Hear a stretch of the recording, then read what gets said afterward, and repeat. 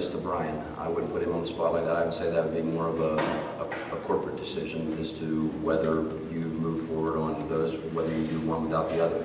Because if we can't have a permit to build something, how could we all of a sudden have a permit to build something? So I don't know how that would work. I have no idea. Yeah, I'm just thinking back to some comments that were made last night, that it's an interesting coincidence that now these steps and measures are being put into place at the same time that you. Well, there was a 20-week process of just for the fabrication and getting the buildings, and that was from the manufacturer. This has been going on since September, I believe it was last year. So my point is, those wheels have been in motion. Yep. If this permit is not granted, you're not going to do that, or you are going to make those changes? That's really the question. I don't know that answer. As far as a permit for construction, in my eyes, a permit for construction, how can you allow me to do one thing and not another? That's the way I view that. But now, from a corporate standpoint, they may have a different viewpoint. They may say, go out and do it tomorrow. I don't know. I can't answer that. Okay. Is there anyone at this meeting that could address that you're aware of? Or respond further, or not? I would say no. It's just an interesting I mean, I can pose the question for Mr. John Mollenkoff, is what I'll do. He's our chief operating officer. Right, we met with him and he didn't really answer that question either. Yeah, I'll pose that question to him. Thank you. Karen Gallagher, 413 Lincoln Road. Could you please come forward, Secretary? Karen Gallagher, Lynn Portal Road. How long will these compressors be in operation? Can you give me an estimate? As long as there's gas to be compressed. Okay, what typically, with the horizontally drilled well? It could be, well, they're going to do sustained drilling. The producers will continue to drill. The Marcellus shale is said to have reserves of approximately 1 trillion standard cubic foot of gas per day for the next 40 to 60 years. Okay, so 40 to 60 years. When the time comes that the Marcellus shale gas supply dries out, now we're left with these structures, these compressor stations. Can you tell me what happens then? I don't, and I'd have to get with our land people to see, but I think our leases, they're a lease on the land, and when we are done, I think we have, I'm not positive, but I think we have reclamation rules. I think we have to go back and return it to the state that it was in. The absolute original state that it was in. Well, I mean, I'm sure we remove Buildings torn trees. down. I mean, we remove trees, we can plant new trees. But I mean, as far as, I'm pretty certain that most of our leases that I'm aware of, I think have reclamation rules to them. Okay. I guess when I hear reclamation, I do think original Yeah, well, I mean, I'm buildings certain. torn down. I'm certain of it. I'd say yes. Okay. I couldn't imagine us, leaving them. Okay. What, you may not be able to answer this, but what about environmental impacts over a time period of 40 to 60 years? Spills, other byproducts from the compression of natural gas. Well, that's If there another. are any existing, what's in place? That's another topic that, as far as my stance on that, and our guys in the field, if we have something happen, we clean up then. We're not going to wait 40 years to clean it up.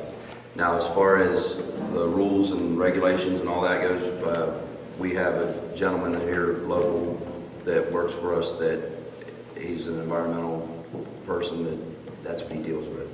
And I know in his eyes and in his stance, he would have our heads if we didn't report anything to him and have it taken care of. Does that gentleman also handle air quality issues? No, that's another individual. He's our corporate, Nathan that does the air. Oh, Mr. Long? Yes. Okay. And nobody on site? Nobody locally For the air? for air quality? No, we have, Nathan's our corporate for all the air air quality issues, we do have environmentalists on site, which I'm sure that he can coincide, get with me. I know that in yesterday's testimony from Mr. Rayburn, talked about how often the emissions from the compressor engines was checked, within 90 days of installation and then annually thereafter. What I'm not hearing is how often the vapor recovery units are checked, the condensate tanks, and the flares from the glycol dehydrators. Are the emissions checked?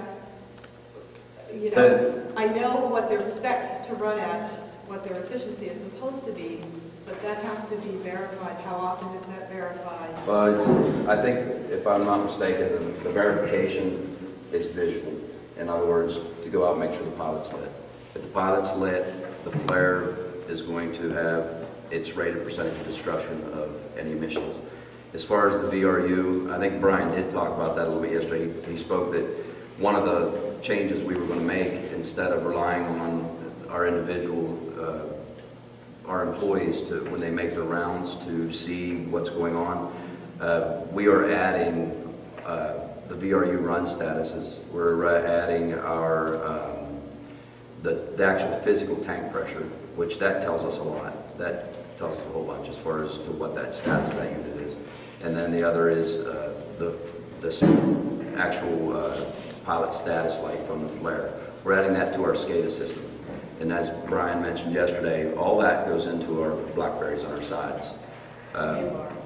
Yes, so we would know immediately. And we have a lot of different types of alarms. Some of them, they're just FYI to the guys, and they keep an eye on that. And what I mean by that is operational. If the temperatures fluctuate and they need to address it, they know to go out and check it out.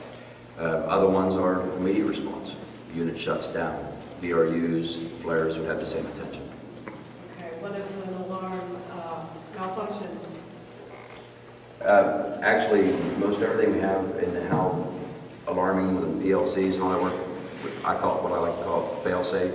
Even if I broke a conduit or that a wire runs in, if I break that, it's an alarm. So if I have a loss of signal, it's an alarm. So there's really, we try to make everything as fail-safe as we can. Thank you. You're welcome.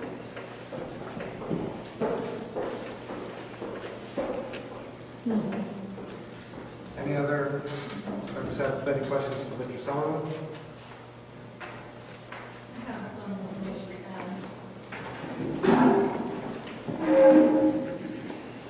I'm Joanne Wagner, 1025 Lakeside Drive. Greg and I know each other. Greg, can you look at this picture for me? That picture is taken with a gas-find IR camera, infrared camera. Mm-hmm. Do you use those in your inspections?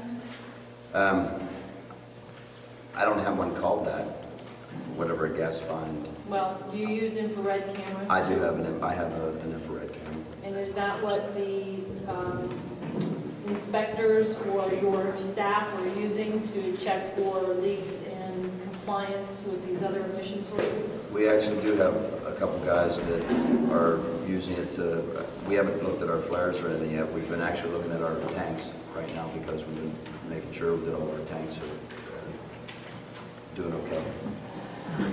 So if I can have that back, I'll read this into the record. This is part of the TCEQ January 4th, 2010 report in Texas. They have used a number of detection techniques to identify air emission, air pollution. This one is specifically this Crosstech is the name of the company, it's Silver Creek Gas Plant.